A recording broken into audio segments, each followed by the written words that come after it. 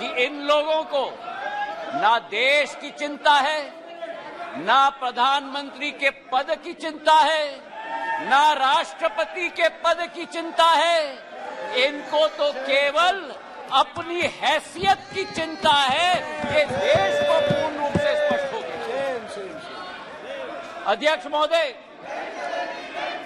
मुझे 20 साल हो गए हैं इस संसद में, मेरा अपना सौभाग्य मैं मानता हूं, लेकिन ऐसा दृश्य में मैंने 2 दशक में नहीं देखा है कि जिस तरीके से देश के सर्वोच्च पद के व्यक्ति 140 करोड़ जनता के हृदय में स्थापित इस देश के प्रधानमंत्री के प्रति जो शब्दों का उपयोग विपक्ष के द्वारा किया गया है, मैं मानता हूं कि सदन के सामने नहीं लेकिन देश की जनता के सामने इन्हें माफी मांगनी चाहिए।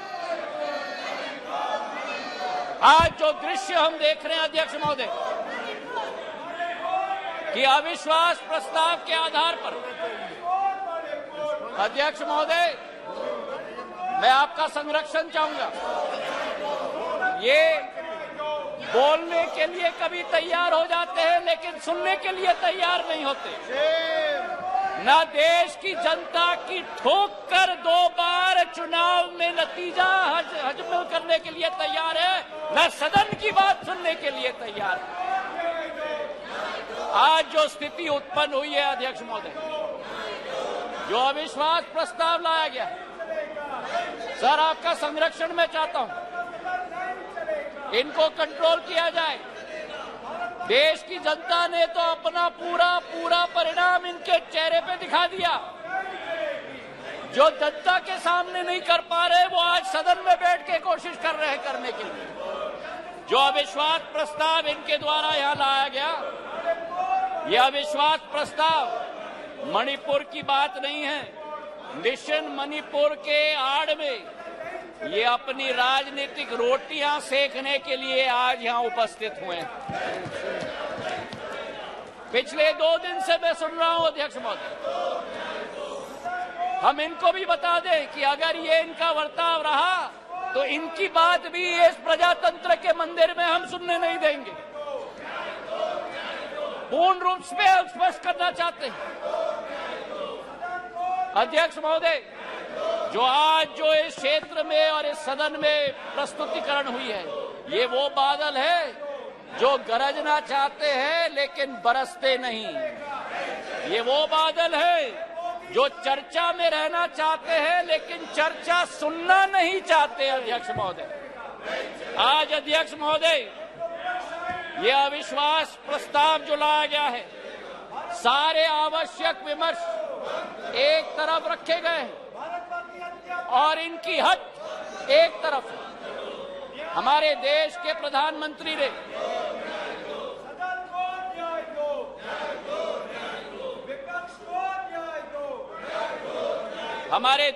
प्रधानमंत्री ने सभापति महोदय सदन के बाहर मणिपुर पर संवेदनशीलता के साथ बयान दिया, लेकिन इनका हट है कि बयान सदन के अंदर दें।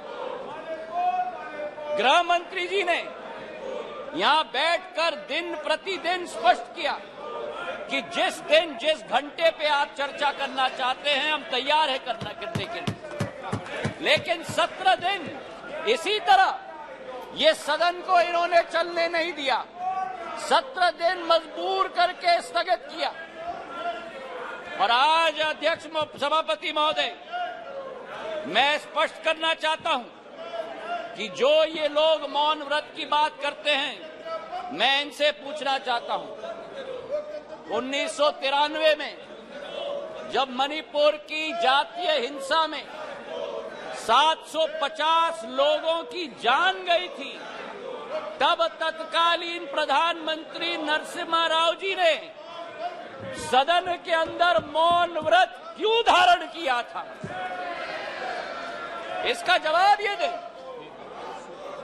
और केवल सन 1993 में नहीं, लेकिन 2011 में जब मणिपुर में 123 दिन ब्लॉकेड चला, जातीय हिंसा चली, तब उस समय में भी तत्कालीन प्रधानमंत्री मनमोहन सिंह जी ने सदन के अंदर मौन व्रत क्यों धारण किया था, इसका उत्तर भी ये लोग दें। तो सभापति महोदय, मैं आपसे पूछना चाहता हूं कि ये अगर दोगली राजनीति नहीं है, ये अगर पॉलिटिक्स ऑफ कन्वीनियंस नहीं है, तो क्या है, मैं पूछना चाहता हूं। आज सभापति महोदय, लोकतांत्रिक व्यवस्था पर मैं इनको भाषण नहीं दूंगा, लेकिन जो इनकी अवसरवादी सोच है उसका पर्दाफाश पूरे देश के जनता के समक्ष में रखना चाहता हूं। ये जो समूह है I.N.D.I.A. इस समूह में एक प्रोफेसर हैं जो मोरालिटी की बात करते हैं, सिद्धांतों की बात करते हैं, मूल्यों की बात करते हैं, लेकिन प्रतिनिधित्व वो एक ऐसे दल के करते हैं जिन्होंने भ्रष्टाचार की नई कीर्तिमान स्थापित की। इस I.N.D.I.A. समूह में एक ऐसी समूह की नेत्री है जिस समूह की नेत्री सोचती है कि कश्मीर को भारत के साथ जोड़ना सबसे बड़ी भूल है। ये इनका असली चरित्र है। मुझे लगता है आप बहाना ढूंढ रहे हैं बाहर जाने का। ये उचित नहीं है, ये उचित नहीं है। कार्यकर्ता ने आपने अविश्वास प्रस्ताव लाया, उसका उत्तर सुनिए आप। ये बिल्कुल मर्यादाहीन व्यवहार करना, उसके बाद वॉकआउट करना, ये लोकतांत्रिक संसदीय व्यवस्था की दृष्टि से उचित नहीं है। नो, बिल्कुल गलत बात है ये। आपका इस प्रकार से बहाना लेकर के बाहर जाना, ये बिल्कुल संसदीय व्यवस्था का अपमान है। ये बात करवा करके नोट करिए आप लोग, प्लीज। Honourable minister, please.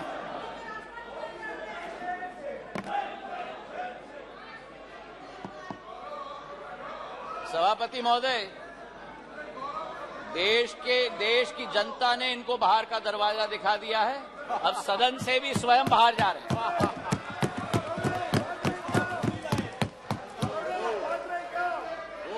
इन्हें तो सभापति महोदय अपने अविश्वास प्रस्ताव पे स्वयं ही विश्वास नहीं है।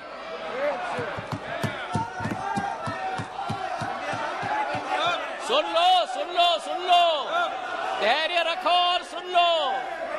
इतने उत्तेजित मत हो। जो देश की जनता ने परिणाम दिया है वो स्वीकार करो। अब सभापति महोदय, इनके जो एक समूह है I.N.D.I.A. घमंडिया समूह, उस समय में समूह में आम आदमी पार्टी के कार्यकर्ता ने स्वयं यूपीए सरकार पर 2G और कोल स्कैम का PI लगवाया, और आज कांग्रेस का हाथ आपके साथ। ये स्थिति अंदर की बात। और वही स्थिति सभापति महोदय हमारे टीएमसी के साथी यहां बैठे हुए थे, जिस टीएमसी के बारे में अधीरदा रोज इस सदन में लपक कर भ्रष्टाचार की बात करते थे, चिटफंड की बात करते थे, अपने संसदीय क्षेत्र में कार्यकर्ताओं की कत्लों की बात कर रहे थे, आज वही कांग्रेस पार्टी और वामपंथी दल हाथ में हाथ उस टीएमसी के साथ मिला रहे हैं। सभापति महोदय, तो ये इनकी असलियत है। और जो मैं कहना चाहता हूं सभापति महोदय, कि अगर इन लोगों को अपने गठबंधन में एक दूसरे के विरोधी होकर भी सत्ता के लालच के साथ पूरे तरीके से कुनबे की तरह साथ में आ रहे हैं।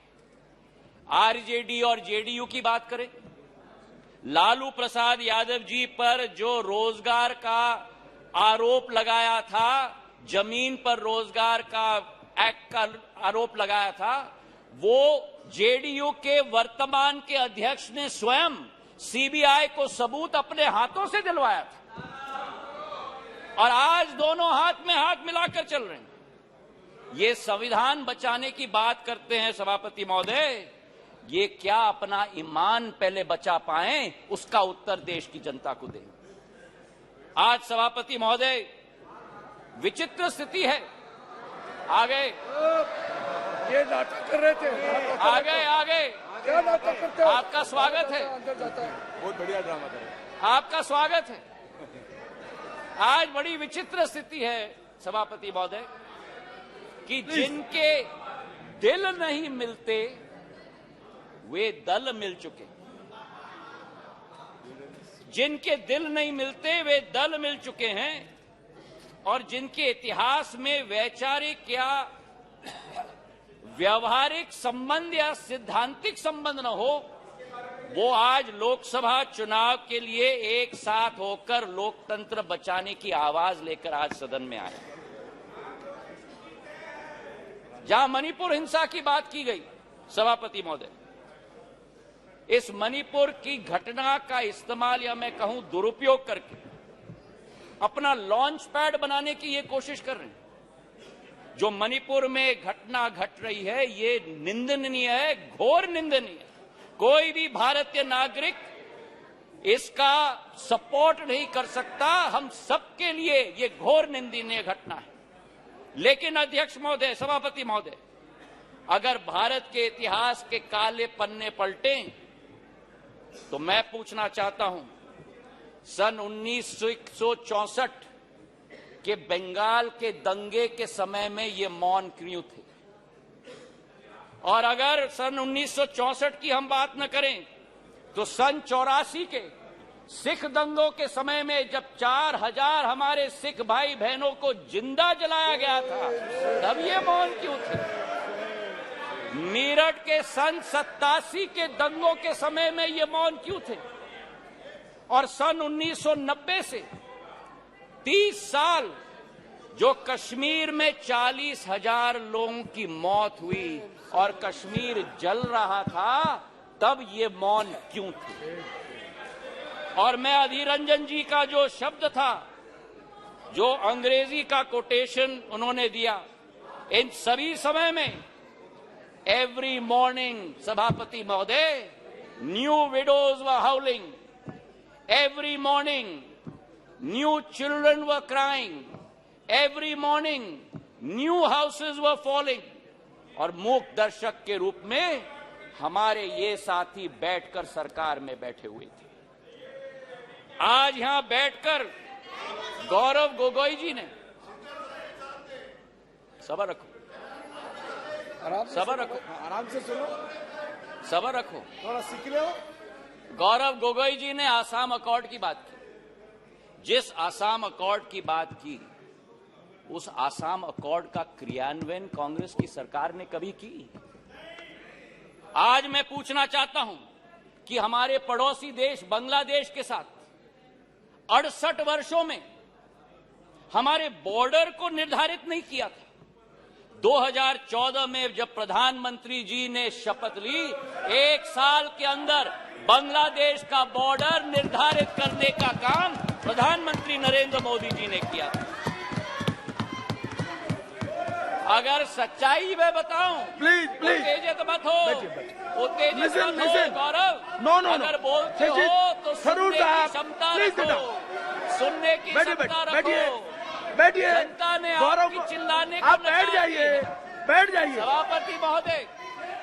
सभापति महोदय, नॉर्थ ईस्ट की सारी समस्या कांग्रेस की तुष्टीकरण की राजनीति के साथ शुरुआत हुई, जब उनको अपनी फायदा नॉर्थ ईस्ट में विदेशी घुसपैठियों को अंदर लेकर उनको नागरिकता देने की कावियात की शुरुआत और शरण और पहचान देने की कावियात की शुरुआत। चार्जशीट सभापति महोदय बड़ी लंबी है। 1960 के दशक में जब मणिपुर में अलगाववादी समूह ने हिंसा की शुरुआत की, जब वो जन्म हुआ तो वो कौन था जो उनके साथ बैठकर चर्चा करने के लिए तैयार था? वो कौन था जिन्होंने उनके साथ बैठकर समझौता किया? और आप भूल गए 1993 में जब 123 दिन मणिपुर जल रहा था, आपकी सरकार यहां भी थी, आपकी सरकार यहां भी थी, आपकी सरकार यहां भी थी और आपकी सरकार वहां भी थी। और आज आप मणिपुर के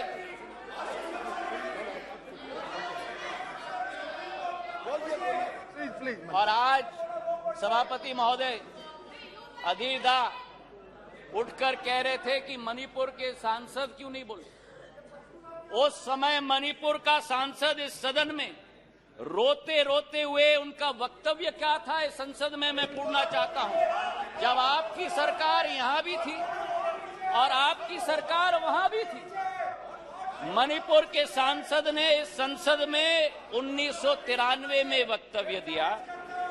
उन्होंने कहा, and I quote, the state government is helpless, it has no funds, the state government cannot even afford to purchase weapons for the security persons to fight the insurgents. Please ये सुनिएगा, please think that Manipur is a part of this country, it affects the whole nation.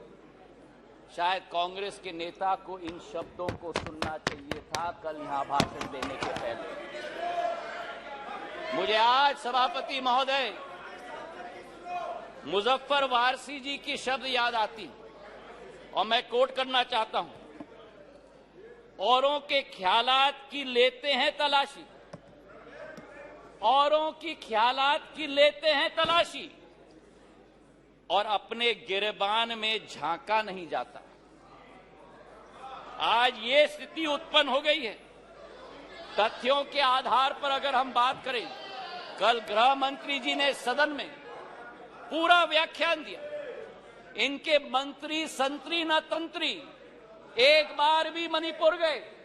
हमारे गृह मंत्री 3 दिन वहां रात दिन बिताए हैं। हमारे राज्य मंत्री ने 23 दिन, नित्यानंद राय जी ने मणिपुर में बैठकर स्थिति का जायजा लिया।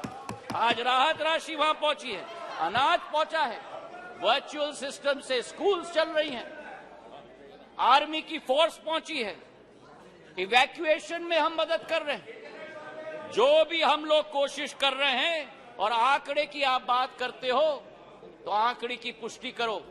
ये पिछले 9 साल मणिपुर में सबसे शांतिपूर्ण समय रहा है इंसर्जेंसी के दृष्टिकोण से। आपके 10 साल से 3 गुना कम इंसर्जेंसी हुई है और 6 गुना कम सिविलियन डेथ्स आज मणिपुर में हुआ है। सभापति महोदय, नॉर्थ ईस्ट की जब हम बात करते हैं, नॉर्थ ईस्ट की जब हम बात करते थे 1 दशक पहले, तो चित्र हमारे दिमाग में आता था। हिंसा का चित्र आता था, आतंक का चित्र आता था, अस्थिरता की चित्र आती थी। और उसके पीछे एक कारण है। उसके पीछे कारण यह है कि दशकों से जो सरकार रही थी, उनकी सोच विचारधारा थी कि अगर बॉर्डर विलेजेस में और उत्तर पूर्वी क्षेत्र में अगर विकास किया तो वहां जागरूकता उत्पन्न होगी, इसलिए उन्हें विकास से वंचित रखा जाए। हमारे प्रधानमंत्री ने 2015 में, देश के प्रधानमंत्री ने पहला कदम लिया। जो भी हिंसक संगठन थे मणिपुर के, उनके विरुद्ध सर्जिकल स्ट्राइक करके म्यांमार तक खदेड़ के भेज दिया था सभापति महोदय। और उसके बाद पहला कदम जो लिया, विकास व्यापक सोच के साथ, एक विचारधारा के साथ, उन्होंने एक विकास का मंत्र दिया सभापति महोदय, विकास का मंत्र दिया हीरा, क्योंकि उत्तर पूर्वीय क्षेत्र भारत का हीरा है। हीरा मतलब हाईवे, हीरा मतलब इंटरनेट, हीरा मतलब रेलवेज, हीरा मतलब एविएशन। और जिस उत्तर पूर्वी क्षेत्र में केवल 2500 करोड़ का रेलवे बजट होता था, आज 10,000 करोड़ रुपए का रेलवे बजट है। सभापति महोदय, आपको आश्चर्य होगा कि मेघालय जैसे राज्य में मेघालय जैसे राज्य को 100 साल इंतजार करना पड़ा जब तक प्रधानमंत्री नरेंद्र मोदी जी नहीं बने कि मेघालय को अपने 100 साल में पहला स्टेशन मिला जब बीजेपी और एनडीए की सरकार बनी। नागालैंड को 100 साल बाद शोकुवी में एक रेलवे स्टेशन, दूसरा रेलवे स्टेशन मिला।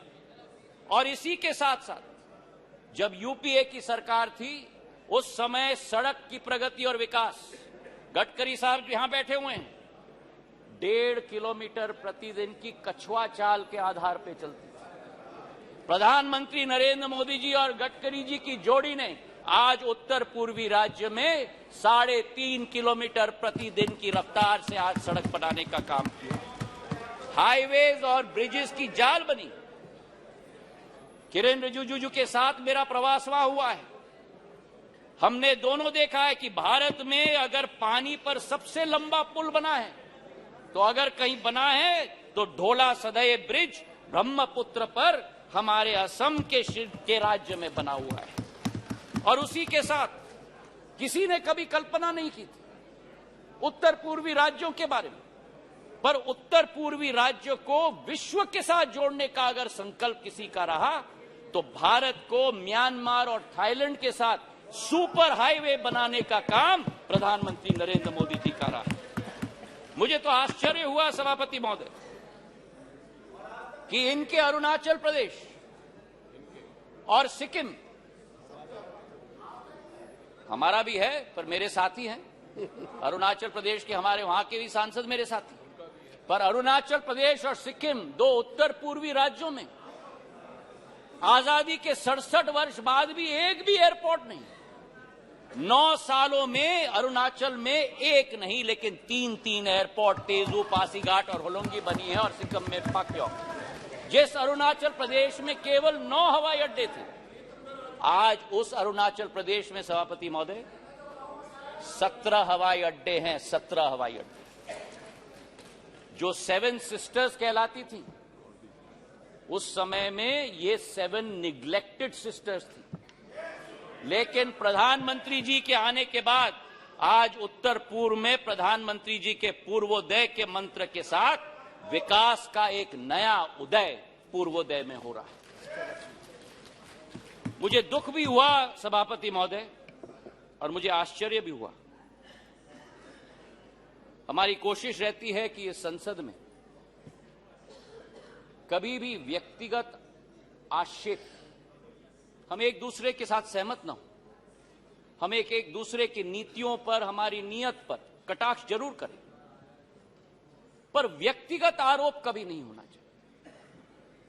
और जो आरोप इस हाउस में किया गया कल सभापति महोदय, मुझे आश्चर्य भी हुआ और दुख भी हुआ जब राहुल गांधी जी ने सदन में कहा कि प्रधानमंत्री के लिए मणिपुर हिंदुस्तान का भाग नहीं।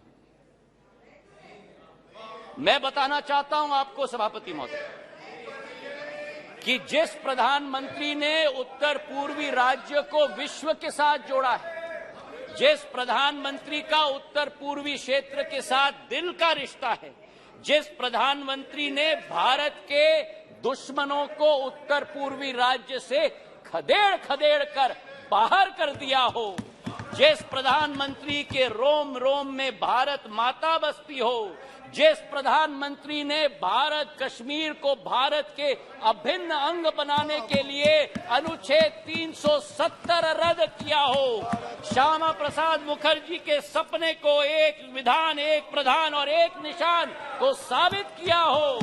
मैं बताना चाहता हूं विपक्ष को सभापति महोदय कि भारत को अलग अलग टुकड़ों में देखने की विचारधारा आपकी है, हमारी नहीं।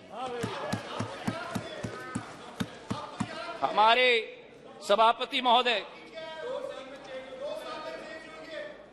बैठो आराम से बैठो। आपने ही चेंज कराया, मुझे कान खोल के सुन लो, सत्य सुन लो, आपने ही चेंज कराया। अब मेरा मुंह मत खुलवाना सभापति महोदय। जिस अविश्वास प्रस्ताव को ये लेके आए, इसका सत्य देश की जनता के समक्ष होनी चाहिए। जिस तरह से एक एक वर्ग का विश्वास तोड़ा गया है और जिस तरीके से प्रधानमंत्री जी ने एक एक वर्ग का अविश्वास को विश्वास में परिवर्तित किया है, वो सत्य आज इस सदन के द्वारा देश की जनता के समक्ष जानी चाहिए।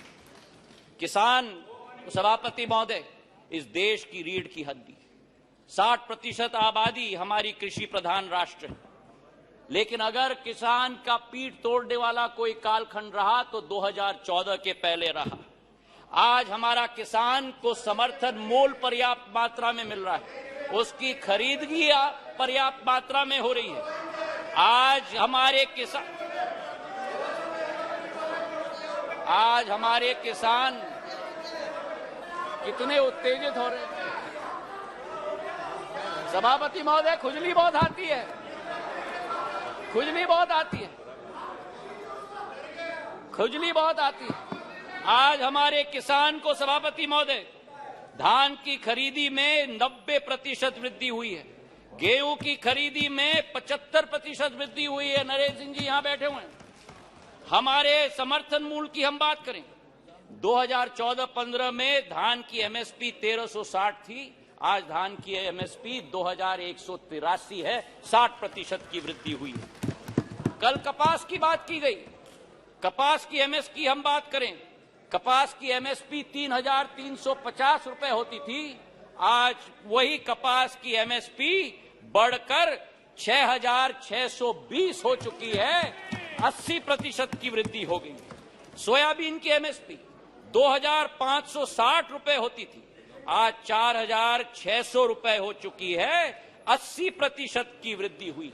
तो जहां हमारे देश का किसान, हमारे देश का अन्नदाता समृद्ध हो चुका है, उसी के साथ साथ किसान के लिए जो सीमांत हमारा कृषक है, 80% हमारा कृषक आज भी सीमांत कृषक है, उसके लिए एक सुरक्षा कवच के रूप में किसान सम्मान निधि के जरिए 6000 रुपया प्रति वर्ष 11.5 किसानों के खातों में 2,40,000 करोड़ रुपए प्रधानमंत्री ने पहुंचाने का कार्य किया।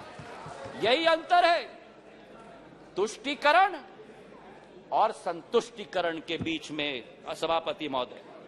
और इसी में मैं बताना चाहता हूं, मध्य प्रदेश में भारतीय जनता पार्टी की शिवराज सिंह जी की सरकार ने इस 6000 रुपए में 6000 रुपए अतिरिक्त मिलाकर 12,000 रुपया प्रति साल 80 लाख किसानों के खाते में डालने का कार्य किया।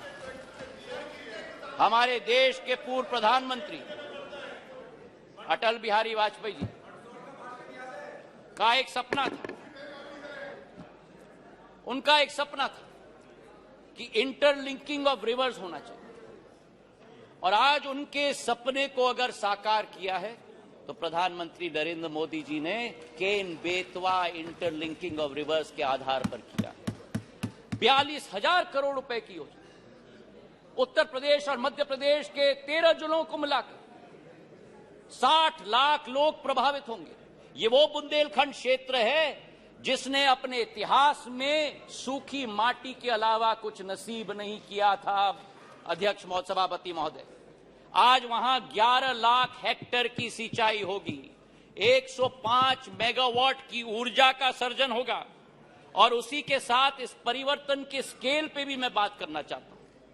ये परिवर्तन का स्केल आजादी से 2003 तक 56 साल कांग्रेस की सरकार रही, 56 साल 7.5 लाख हेक्टेयर की सिंचाई हुई थी, और 20 वर्ष में 2003 से 2023 तक 20 वर्ष में 45 लाख हेक्टेयर की जमीन की सिंचाई हुई है, 6 गुना। और